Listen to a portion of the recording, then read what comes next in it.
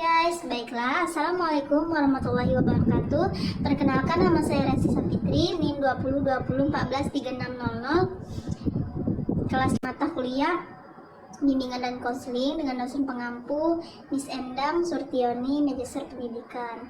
Jadi di sini saya akan menjelaskan atau memaparkan dengan materi konsep dasar program bimbingan dan konseling di sekolah dasar.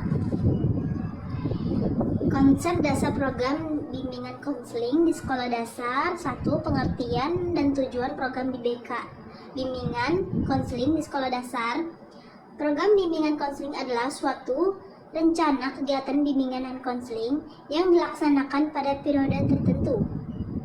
Program ini memuat unsur-unsur yang terdapat dalam berbagai ketentuan tentang pelaksanaan bimbingan dan konseling dan diorientasikan pada pencapaian tujuan kegiatan bimbingan dan konseling di sekolah. Tujuan penyusunan program tidak lain adalah agar kegiatan bimbingan dan konseling di sekolah dapat terlaksana dengan lancar, efektif, dan efisien, serta hasil-hasilnya dapat dinilai tersusun dan terlaksananya program dan bimbingan konseling dengan baik. Selain akan lebih menjamin pencapaian tujuan kegiatan bimbingan dan konseling pada khususnya tujuan sekolah pada umumnya, juga akan menegakkan akuntabilitas bimbingan dan konseling di sekolah dasar. Lanjut materi yang kedua, jenis-jenis program bimbingan konseling. A. Program tahunan, yaitu program pelayanan bimbingan dan konseling meliputi seluruh kegiatan selama 1 semester yang merupakan jabaran program tahunan.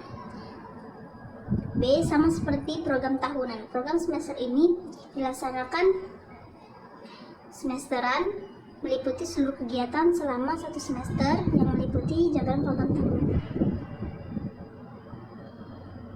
Yang C. Program bulanan, yang D. Program mingguan, dan E. Program harian.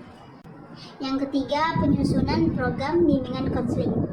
Program pelayanan bimbingan dan konseling disusun berdasarkan kebutuhan peserta didik atau disebut dengan need assessment yang diperoleh melalui aplikasi implementasi substansi. Program pelayanan bimbingan dan konseling meliputi keempat bidang: jenis pelayanan dan kegiatan mendukung, format kegiatan, sasaran pelayanan, volume atau beban tugas konselor. Selanjutnya 4. Unsur penyusunan program pelayanan konseling. Dalam penyusunan program pelayanan konseling diharapkan memenuhi unsur-unsur dan persyaratan tertentu.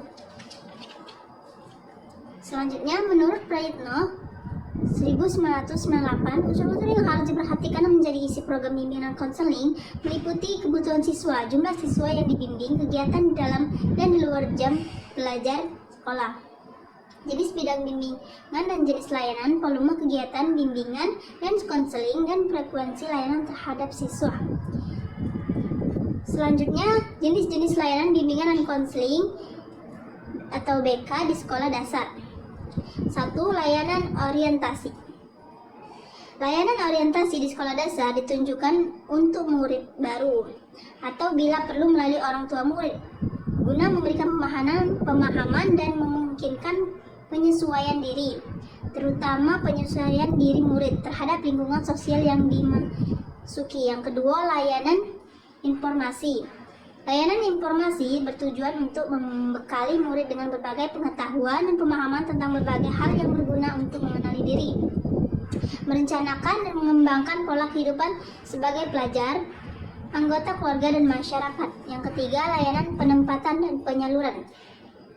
Berbagai hal seperti kemampuan, bakat, dan minat yang bersangkutan mengalami banyak kerugian dan tidak dapat berkembang secara optimal. Layanan penempatan dan penyaluran memungkinkan murid berada pada posisi dan pilihan yang tepat, yaitu berkenaan dengan posisi duduk dalam kelas, kelompok belajar, kegiatan ekstrakurikuler, program latihan, dan kegiatan lainnya sesuai dengan kondisi fisik dan psikisnya. Yang keempat, layanan pembelajaran. Layanan pembelajaran dimaksudkan untuk memungkinkan murid memahami dan mengembangkan sikap dan kebiasaan belajar yang baik, keterampilan dan materi belajar yang cocok dengan kecepatan dan kesulitan belajarnya, serta tuntutan kemampuan yang berguna dalam kehidupan dan perkembangan dirinya. Yang kelima, layanan konseling perorangan.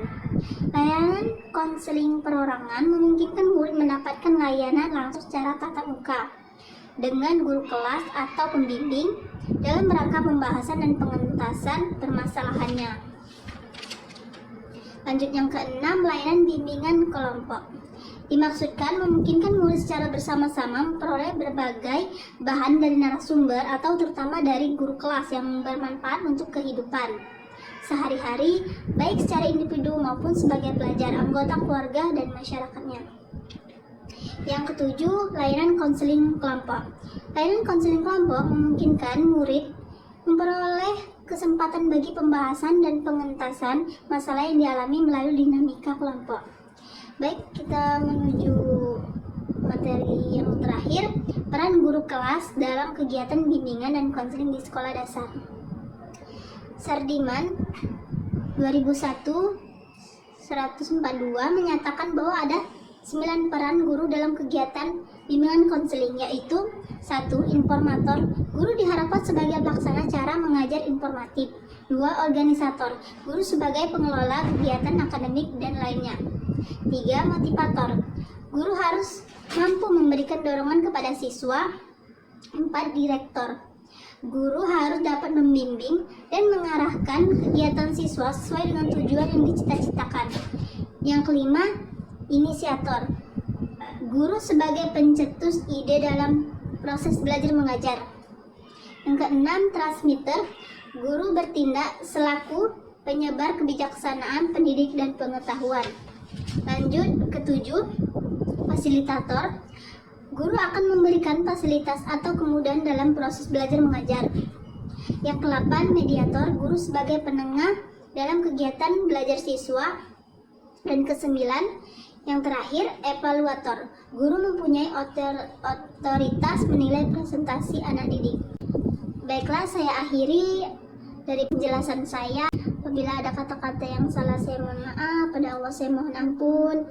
Saya akhiri. Wabillahi taufiq wal hidayah. Wassalamualaikum warahmatullahi wabarakatuh. Terima kasih.